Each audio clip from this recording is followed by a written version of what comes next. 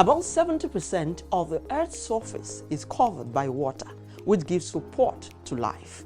The ocean, the seas, and rivers are of invaluable resources. Amongst these numerous benefits, most of the world's trade is carried out on the oceans and seas of the world. For sustainable shipping, it becomes imperative that we must be passionate about keeping our waters not only safe for navigation, but to also ensure it's free from pollution. The Earth of our waters impact on marine life and ultimately the world's ecosystem, as we depend on the oceans and seas of the world for food and our well-being. Developmental issues geared towards a vibrant maritime sector will be brought to you on Maritime Radar. I'm Nneoma Obi-Asualo.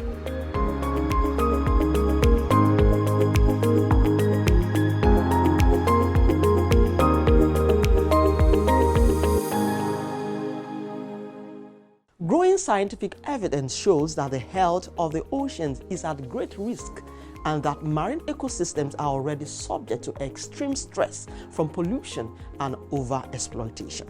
The demand for ocean resources is expected to continue to grow, with the expectations of oceans as key drivers of human development and source of food, materials, and space. Reversing the ocean's further degradation and preserving their health is paramount due to the many irreplaceable benefits that they provide. As a result, there is an ongoing battle for their conservation and sustainable use. In this episode, our focus will be on the task of mitigating climate change and greenhouse emissions from ships and other sea vessels in line with improving the blue economy. Before we get further into today's lineup on the program, let's find out the latest in maritime news.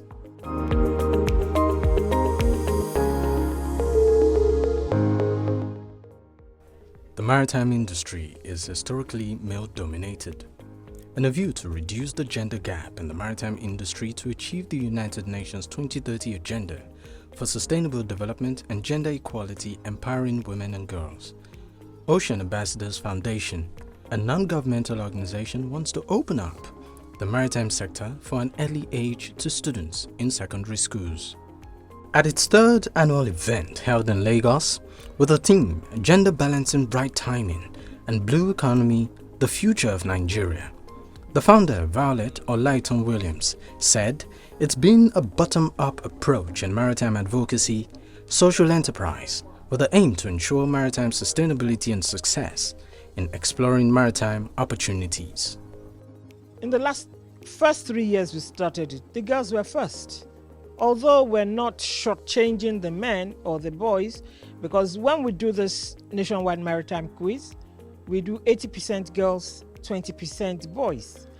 And even at that, the girls are tops. Guest speaker Ngozi Oyewole, who is also the vice chairperson, Commonwealth Business Women's Network Nigeria, spoke passionately on the need to train the girl child, which ultimately means training the society. CBWN, all that matters to us is women leadership, women empowerment, encouraging the girl child. Today, it's such a pleasure to be here and to say that even in the maritime industry, the girls are underrepresented. Ocean Ambassadors Foundation has decided to put themselves as a platform to bring up young girls. At the 4th Educators and Maritime Stakeholders Lecture and Awards held in Lagos, Ocean Ambassadors Foundation announced the Ultimate Ocean Ambassador, Omobolanle Sadela, an SS3 student of Dancehall High School, emerged the Ultimate Ocean Ambassador. I plan to go into software engineering and it cuts across different sectors, right? So I see myself in future, near future, developing softwares to probably track the rate of decrease in ocean waste and things like that, things just to help the ocean. And I'm happy for participating in this quiz because it has widened my knowledge base. I know a lot of stuff about the maritime sector now. Female seafarers were on ground to take them through a few tips on the blue economy. Other awardees at the event were Chimwe Ezenwa and Barrister Margaret Orakosi. maritime stakeholders who have contributed immensely to training and mentorship of youth in the industry. The port of Abidjan in Côte d'Ivoire now has a second box terminal, which will increase the total number container handling capacity of the port from 1 million 20-foot equivalent units, or TEUs, to 2.5 million TEUs per year. The port will now be able to receive vessels of 16 meters of draft capable of carrying up to 14,000 TEUs as against 3,500 TEUs it currently has.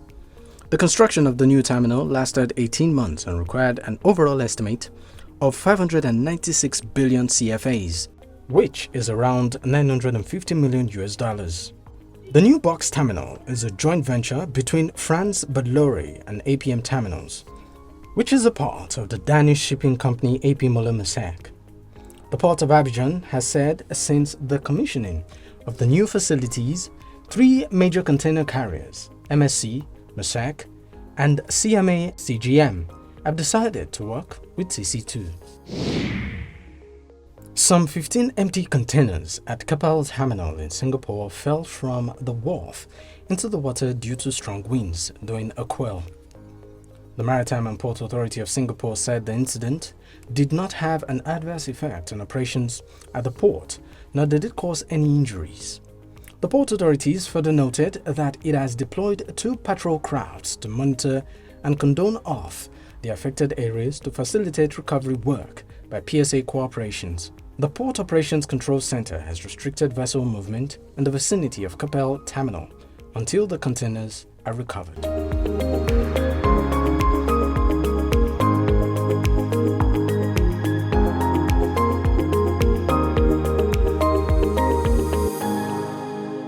If you're just joining us, this is Maritime Radar.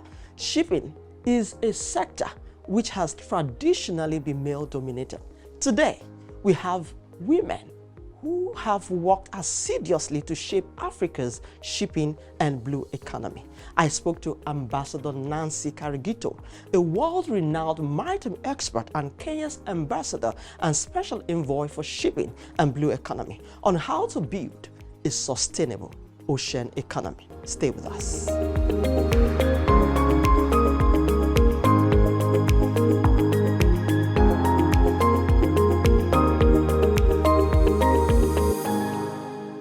Let's start this conversation looking at the World Maritime Day theme, which is New Technologies for Greener Shipping, the full sector decarbonization by 2050. What conversation do you think Africa should be having around this theme? Thank you very much first of all, for having me on this show. Let me say that for Africa, it's a huge opportunity for economic growth, for development, because we need to look at Africa with the potential that it has. We're talking of decarbonizing shipping, greening the maritime sector, and this comes with new energy, new technology for both ships, for the infrastructure that supports ships, that is the ports. And we're then talking of how we can do better as Africa. I want to say that Africa has a lot of a lot of opportunities, because if we look at the technology, we may not have, but we have a lot of resources and a lot of opportunity for then contributing to this conversation. Our renewable energy potential has remained unmatched for a very long time, and therefore there is an opportunity to combine industrialization and decarbonized growth. 7 of the 10 sunniest countries in the world are in Africa, which is a tremendous asset for solar energy. We also see that Africa has 10% of the global potential for solar energy, but we haven't been able to attract or have the appetite, get the international financial institutions have the appetite to fund Africa because of looking at these challenges you have mentioned here. Do you think this goal is ambitious for Africa? I think, sorry? 2050 is ambitious for Africa, looking at the challenges you have enumerated here. Now, what we are looking at and what we are seeing is that there is potential for collaboration, for technical transfer, As you had me say, initially during the World Maritime Day, we have MTCC Africa has opened up our eyes wide to what we can do. And within the first phase of MTCC Africa, we had some pilot projects. And out of those pilot projects, we have now the potential to generate bankable projects.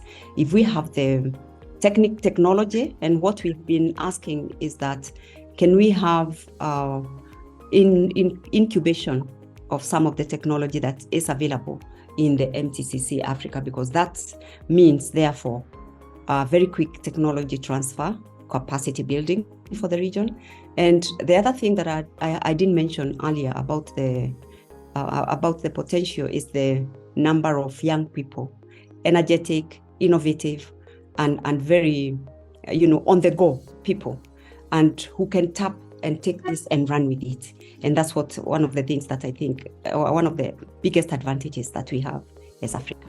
The shipping industry close to 3% global greenhouse emissions, and cleaning it up represents an opportunity for Africa. Do you think, for developing countries, like Africa too? So do you think Africa is positioned for this opportunity? Because of the resources that I have mentioned, the untapped resources, I think Africa is right in the middle of these opportunities and quite capable of tapping into it. Africa and many developing countries, because the resources that we have not been taken into account earlier. And this provides us with an opportunity for industrialization and decarbonized industrialization at the same time. So we don't have to go through the through the steps that the industrialized nations took, the mistakes they made, as we can leapfrog into that decarbonized, industrialized growth. And this presents a major opportunity, because when we talk of leave no one behind, this is what we are talking about. The new challenge that we are facing, the greening of the maritime sector, the decarbonization of shipping, presents one of the biggest challenges. And, for us to put our words in our mouths, what we are saying, leave no one behind. You cannot afford to have one part of the globe in the decarbonization greening sphere, but the other one isn't. And therefore, it's an opportunity to test what we've been talking about. Everyone must be on board. No point in having ships that are retrofitted and they are consuming the new energies.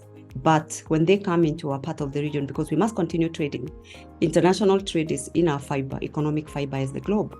We can't afford, because only 23% of the world can trade with neighbors.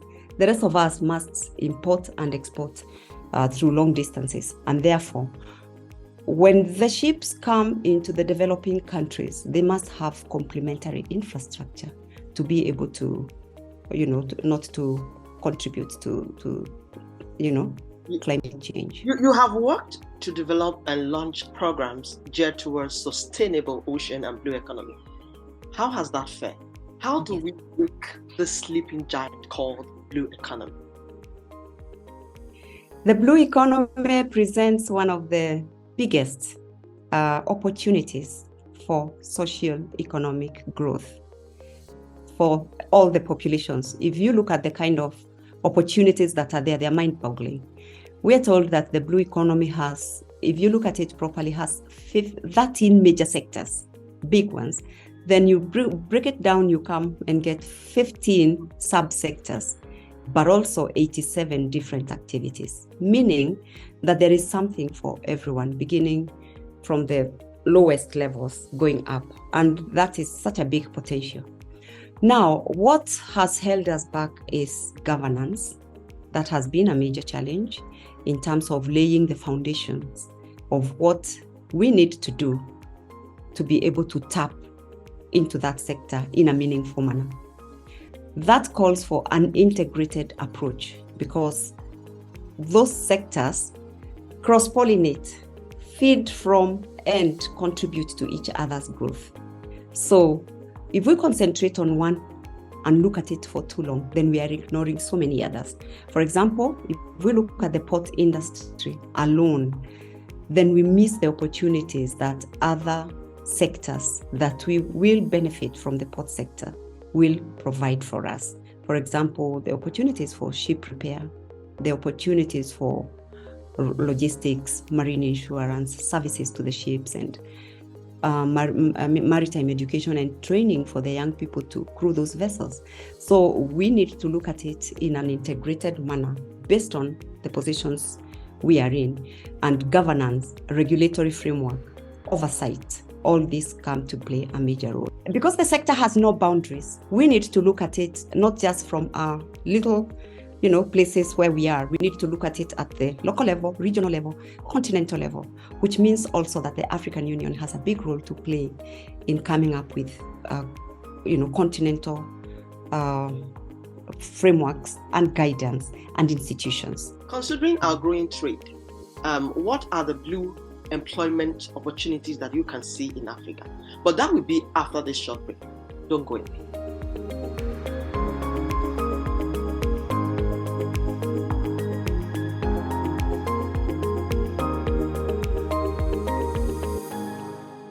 This is Africa. I bet you've heard a lot about it. But this is what you need to know. It's the home of the youngest and fastest growing population in the world. This, my friend, is opportunity right here. This is the future, and everyone wants Africa's attention. You need a voice that's African, young, conversational, a platform with the potential to reach millions of people across the continent with content they can relate to, such as lifestyle shows, sports and news, just the way they love it.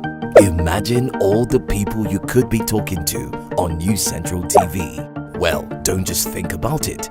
Contact us for sponsorship and advert bookings. Put your brand where Africa is watching. It's News Central TV.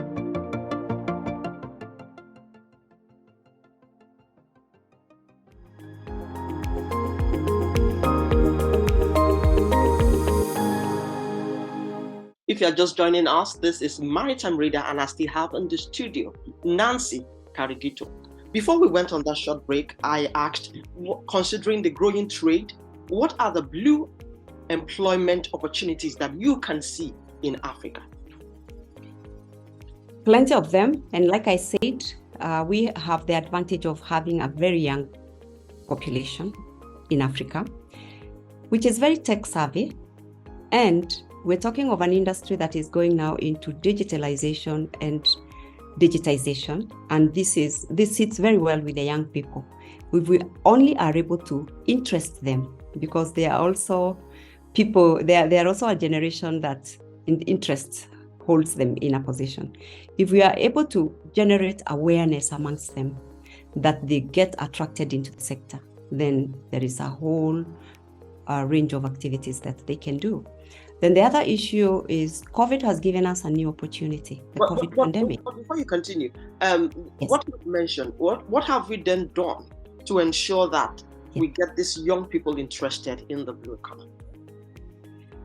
We just have to keep constantly talking to them. And from our part of the world, those are some of the issues that we've taken up in terms of mentorship, in terms of catching them young.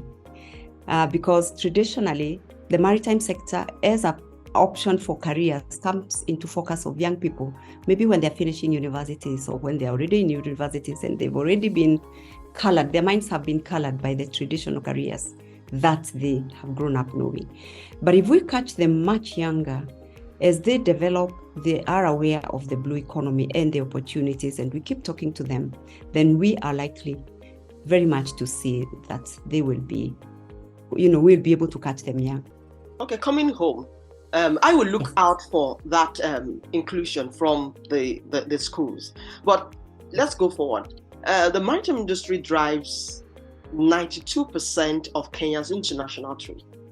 Yet its full potentials is yet to be harnessed. Why so? Exactly the reason I've given you earlier. Lack of knowledge, lack of understanding, particularly with the policy development level. That took us a long time to understand. So that because it's an African issue. I would believe it's an African issue because we don't have the political support, the political will, as it were, to support the industry or to understand it in the bigger sense. We've looked at it from a silo mentality.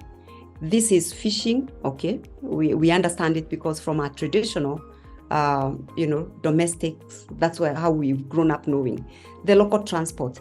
But we've not seen the bigger picture of what it can develop and the structures that we therefore must deliberately and intentionally create so that then we can support the growth of the sector. And also the interlinkages, those ones are mostly lost on us, and therefore they have been lost on us for a long time. And therefore we've not been able to tap into and exploit the full potential of the industry. But I'm glad that now we're beginning to see benefits. It's a difficult conversation yet. It's still not become very eloquent and smooth, but at least we've made inroads. Particularly, baby steps, if I may say. But it's been a long journey, but I'm glad that we are where we are now. The maritime industry is male-dominated, traditionally, but yeah. championed and launched women in maritime sector in East and Western Africa. How have they fared? How has this organization fared to ensure that female participation in the industry, in leadership role and positions, how have they fared generally? Okay, the first time before we started, before we started in the industry, and I'm very grateful that International Maritime Organization, based on the program they have of women in development, helped us to come together as women in the maritime sector in the region, 26 countries, in order to form, as it were, a forum where we can talk to one another, where we can support one another, encourage one another, but most important also, mentor the young people.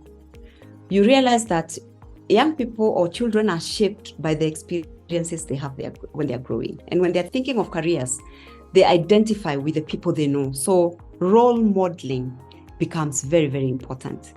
And I recall when I was growing up as a young person, I would never have imagined that a lady or a woman can be president. But now we've got those, women presidents leading nations. Salif Johnson, opens up the mind to what can happen. And therefore, this is the experience we wanted to bring to young people in our countries, in those regions. What we have is chapters in every country, a chapter of WOMESA in each of those 26 countries. We work together, come up with programs, and go to the grassroots, engaging, the ladies also who are in other, activities, including, the students. We want to catch them young, and we've seen the benefits. We were celebrating not long ago in Kenya that we have the first female to be given a Kenyan certificate of competency, because before that they were traveling abroad. And we're beginning to see that the mentorship is working, because the young people want to be, the young ladies, they can identify with the women in authority within either government, within the private sector, and they can say, yes, there is something for me in that. And therefore, it has been a very interesting journey, particularly for me, because I want to see the next generation. And when I look back and I see the young people that we've been able to, the young ladies that have been able to lift up, I think in my olden days, that was what will give me the biggest satisfaction. I want to congratulate you for the work you've done. But before I let you go, I will ask this.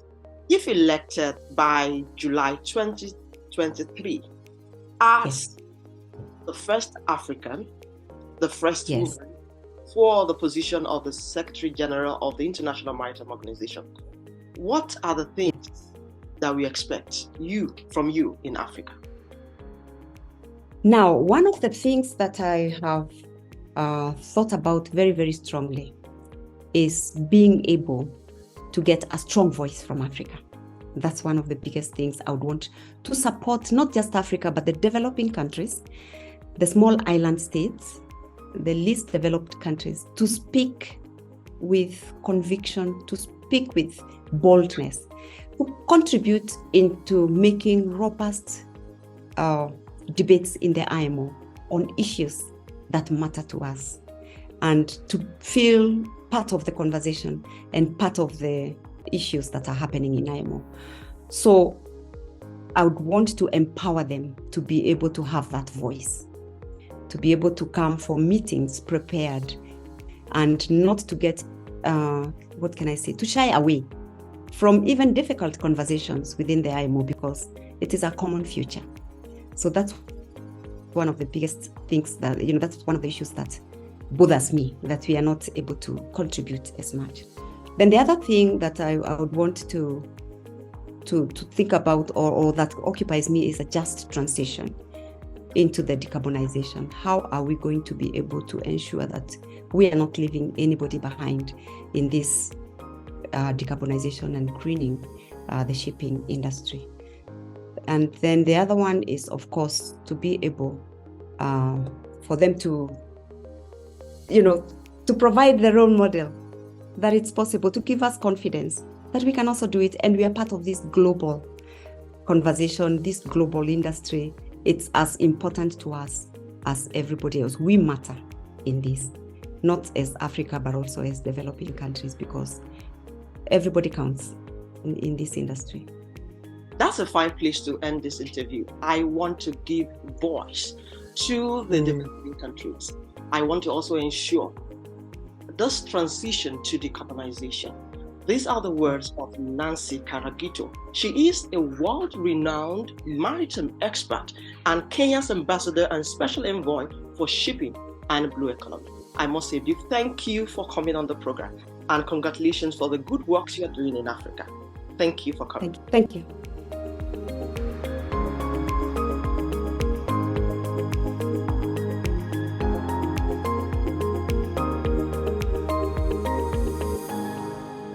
And that's our show this week. Join me again next week as I bring you another exciting package as we explore the maritime industry in Africa. Be sure to get the latest in maritime news and industry insights right here. I'm Nneoma Obi-Asualo. Many thanks for watching.